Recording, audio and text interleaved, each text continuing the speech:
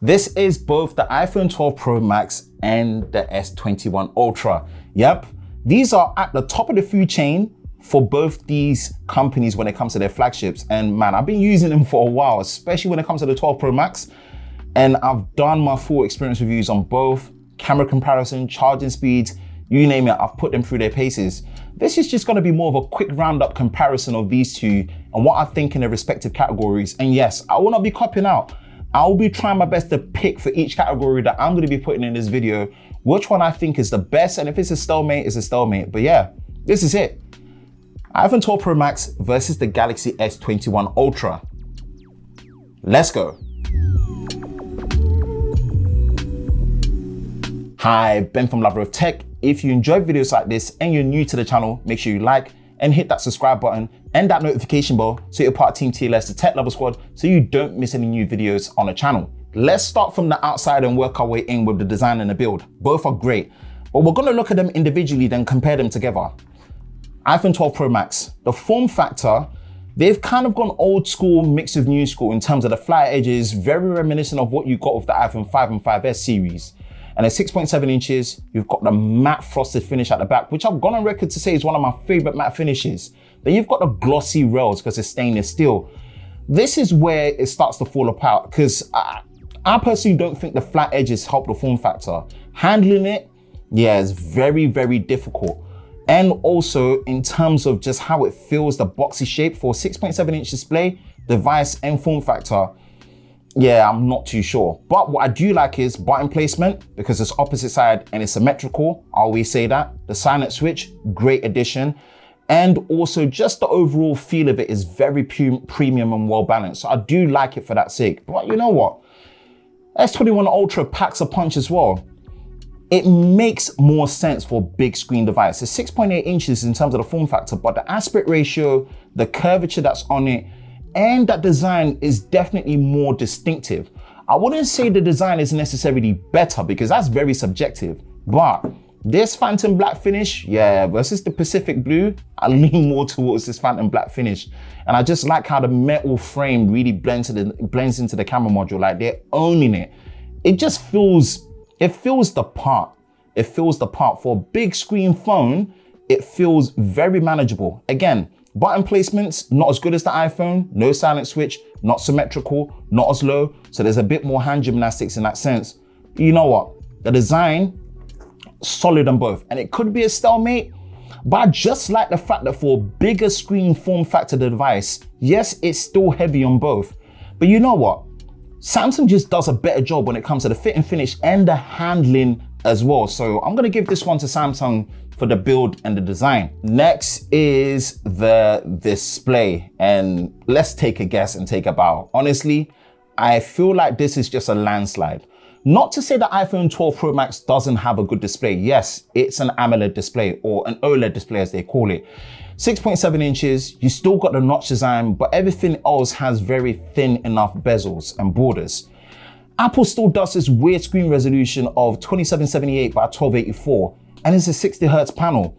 It's still bright. I mean, it peaks out at 1200 nits. I just don't know. This display is the best in class 60 Hertz display. That shouldn't be a sentence you should be using on a flagship hardware device for a smartphone in 2020 into 2021. So yeah, the display compared to what Samsung have done with this, 6.8 inches, near enough all screen, single hole punch, in-display fingerprint scanner, which is improved greatly. Quad high definition plus display and an LTPO variable 120 Hertz display. But not on top of that as well, this has S Pen support. Generationally, on top of the brightness as well, the haptic feedback. Everything about this display, even with the slight curves, which I would say having this as less curves and flat is much more functional and easier. But overall, I would say in terms of the display, man, I'll be picking the Galaxy S21 Ultra any day, anytime.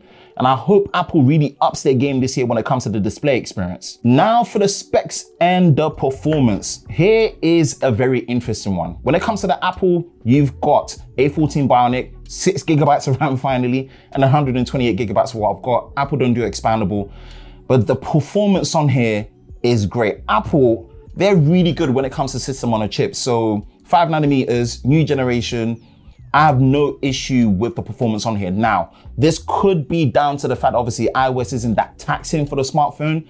And again, I'm not much of a mobile gamer, but I've seen in other people that use it that when it comes to prolonged, intense gaming, the cooling system on the iPhone 12 Pro Max isn't that great, apparently. But again, that's not something I can go on record and say because I don't really mobile game as much. Now, when it comes to this, we've got the Exynos 2100 model, 5nm, 12GB of RAM, 128GB of internal storage. Samsung took away the micro SD expandability. Doesn't bother me, but let's just say it's for an ultra device and a flagship feature like that, and you're still getting on mid-range phones that are coming out this year from Samsung, it can feel like a kick in the face for most people. Overall, the performance for day-to-day on both of them are great. The 120Hz definitely helps the Samsung feel much more polished. But I would say, in terms of maybe looking at benchmarks and stuff, potentially the A14 is the better processor to go for. Samsung have caught up and done a lot much better with the Exynos 2100.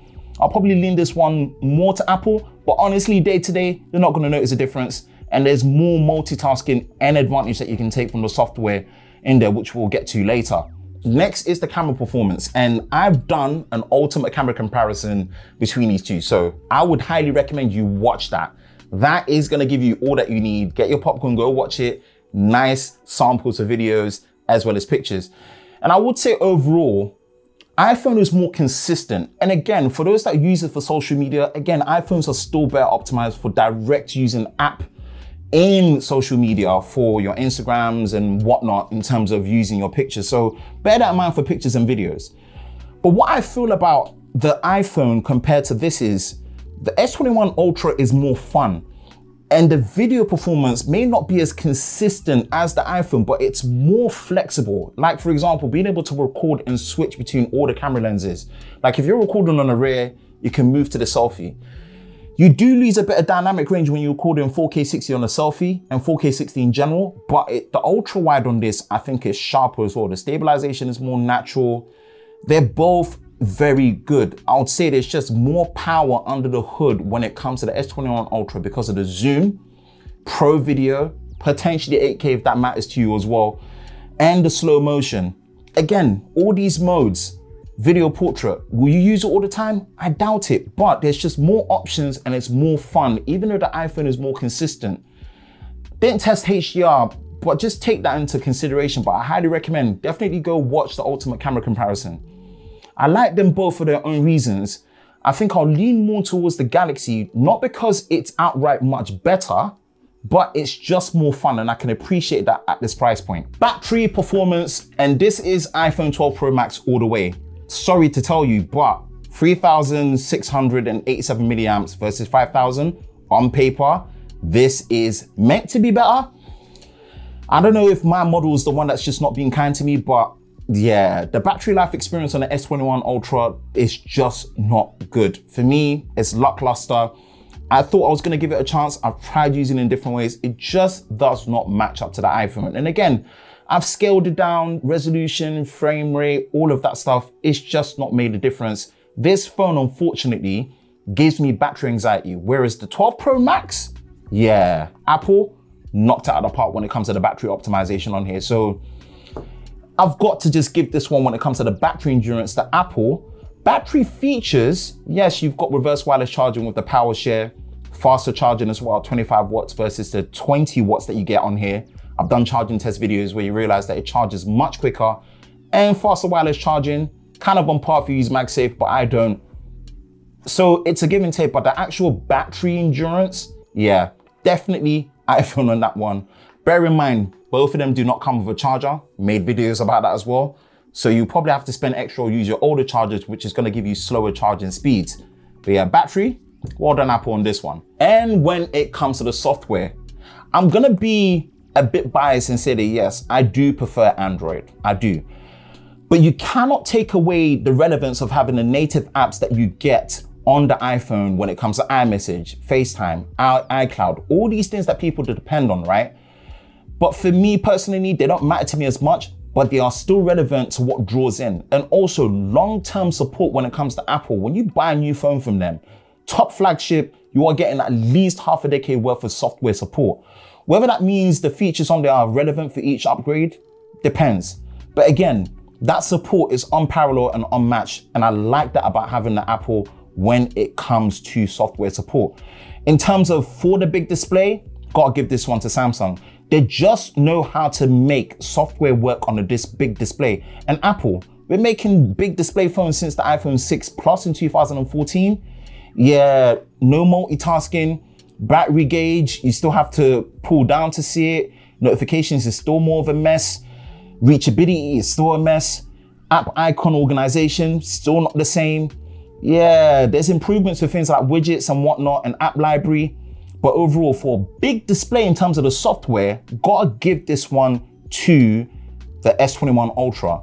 iOS only seems to make sense on smaller displays up to 6 inches, 6.1 inches, like you find on the 12 and the 12 Pro. Anything bigger, I just think Apple have just missed the mark when it comes to the software. That is it with my quick fire comparison of the iPhone 12 Pro Max and the S21 Ultra. Let me know your thoughts. What do you think? Which one do you prefer? Again, when it comes to flagships, it can be very interesting where we sit. But yeah, these are my thoughts on it. Hope you enjoyed it. And you want to see videos like this and you enjoy it, you know exactly what to do, man. Hit that like button, subscribe, hit that notification bell so you don't miss any future videos on the channel. Hope you're all safe during this time. I will catch you in the next one. Peace.